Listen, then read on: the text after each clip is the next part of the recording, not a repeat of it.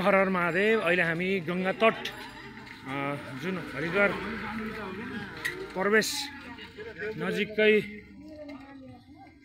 हामी अब हिँड्न लागेका छौँ र हाम्रो टोली जुन हाम्रो धार्मिक तीर्थयात्रा टोली जुन पोखरा लगायत हाम्रो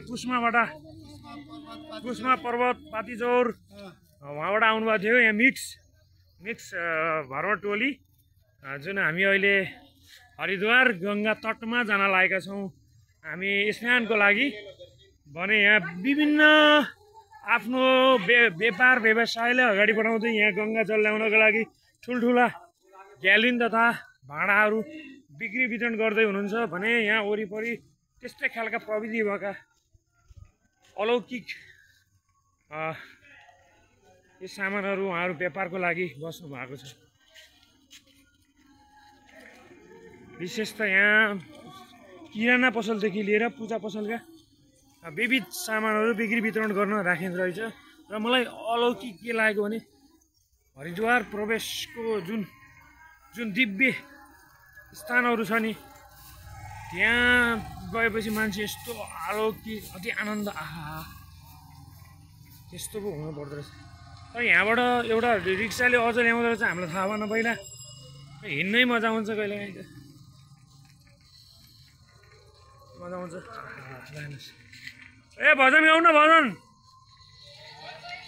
देखिन गंगा माइले फुलको डोली ल्याएको लगाउँ त।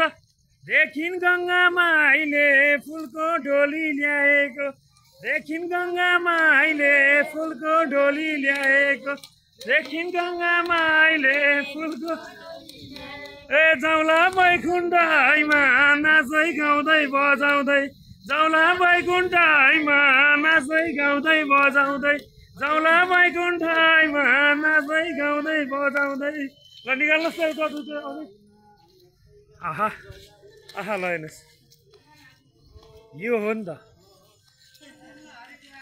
जय जय जय जय भोलेनाथ हर हर महादेव ओम नमः शिवाय ओम नमः शिवाय ओम नमः शिवाय जय भोलेनाथ। हामी अहिले गंगा स्नानको लागि हामी यो बाटोबाट यो गल्लीबाट हामी त्यसतर्फ लाग्दैछौँ।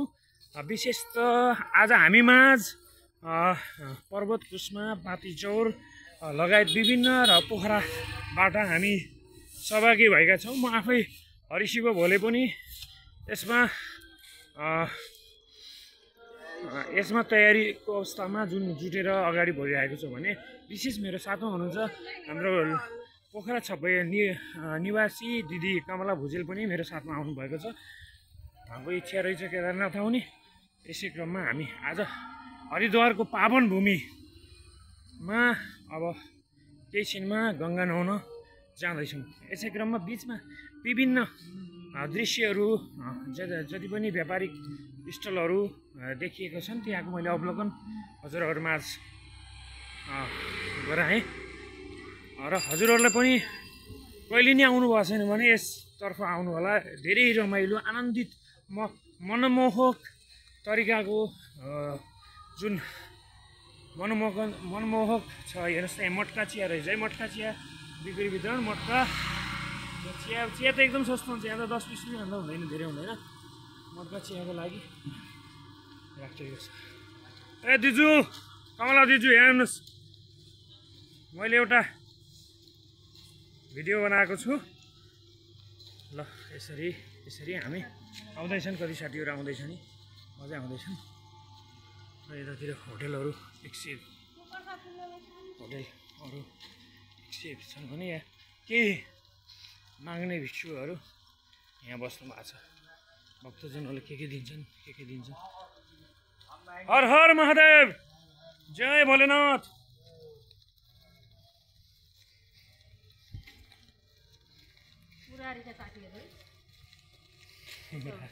म पनि त्यस्तै त हुने होला नि भोलि जय भोलेनाथ।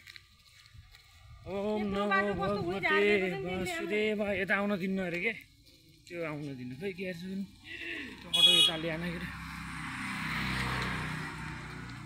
हेर्नुहोस् त गंगा मैयाको फेरि मैले यता केही मगन्ती भिक्षुकहरू उहाँहरू भक्तजनको तयारीमा हुनुहुन्छ। भक्तजनले दिएकै केही दानबाट उहाँहरू अहिले जीविकोपार्जन आफ्नो गर्नुहुन्छ भने हामी अब गङ्गा तटमा अब झर्न लागेका छौँ।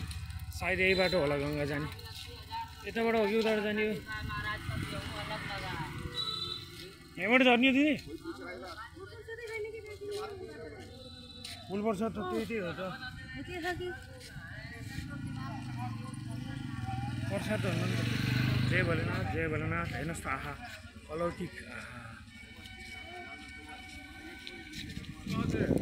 भाइ साहब नीचे गंगा नहाने का यही रास्ता है?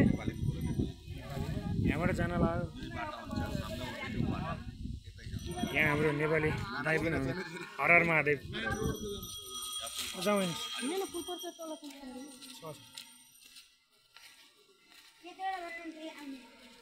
नेपाली बाबाहरू पनि रहेछ, नेपाली व्यापारीहरू पनि रहेछ नि। नेपालीमै कुरा गर्न चाहनुभयो उहाँले।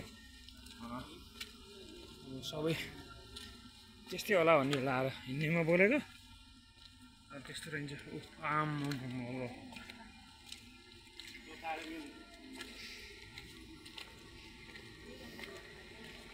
जय जय जय जय ओमकारा हर शिव ओमकारा। जय भोलेनाथ जय भोलेनाथ जय भोलेनाथ। हर हर महादेव।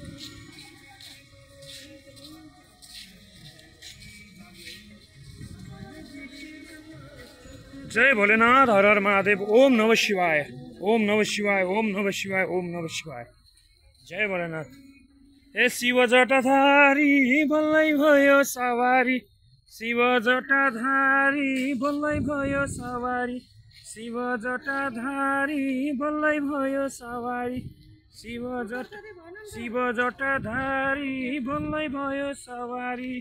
के किन्नुहोस् भन्दाखेरि तपाईँ किन्नु भन अनि मैले के बनाउँछ नि।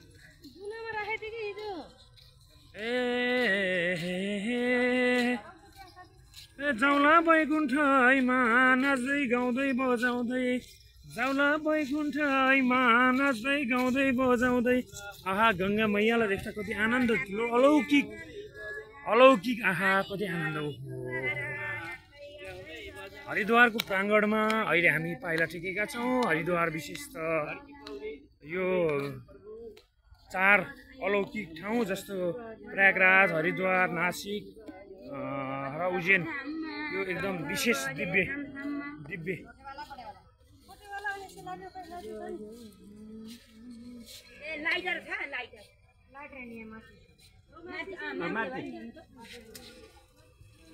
ए कति सुहायो शिवजीलाई पार्वती अति सुहायो। शिवजीको रूप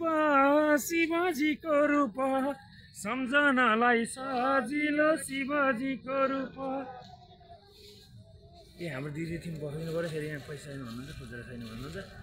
एकछिन फेरि हाम्रो मलाई फेरि मैले जिम्मेवारी बोक लिएर आएको घरबाट फेरि यहाँ छोड्यो भने कराउनुहुन्छ, गाली गर्नुहुन्छ। कति पैसा भयो दिजु दिनुभयो? हर हर महादेव। जय भोलेनाथ। अहिले हामी हरिद्वारको पावन प्राङ्गणमा रहेका छौँ। हिजो यहाँ दिव्य दीपहरू जुन आरती दैनिक साँझमा आरती हुने गर्दछ, हामीले आरती हेर्न पाएनौँ। तैपनि हामीले पोखराको आरतीलाई विशेष प्राथमिकता दिँदै यहाँको आरतीको दिव्य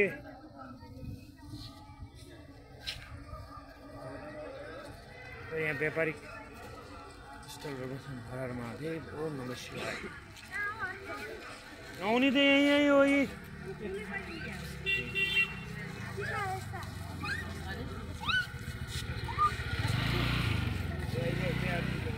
लैजाऊ न शिव। ए कहाँ एक्लै जानुभयो? कता जाने हो? कुन तटमा? कता नआउने? यही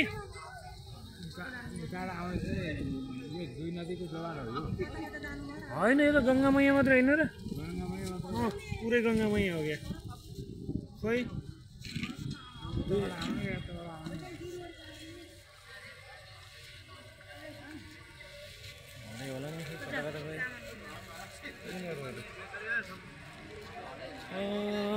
लैजाऊ न शिव मलाई तिम्रै कैलाशमा लैजाऊ न शिव मलाई तिम्रै कैलाशमा।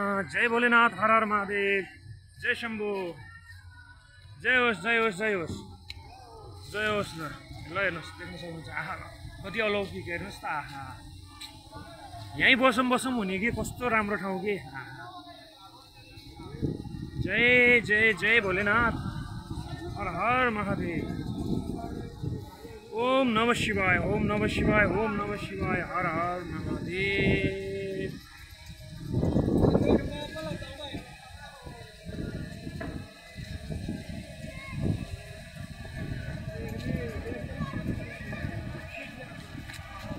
कति गराउनुहुन्छ तपाईँ यार, नबोलिकन हिँड्नु न। जय जय जय भोलेनाथ।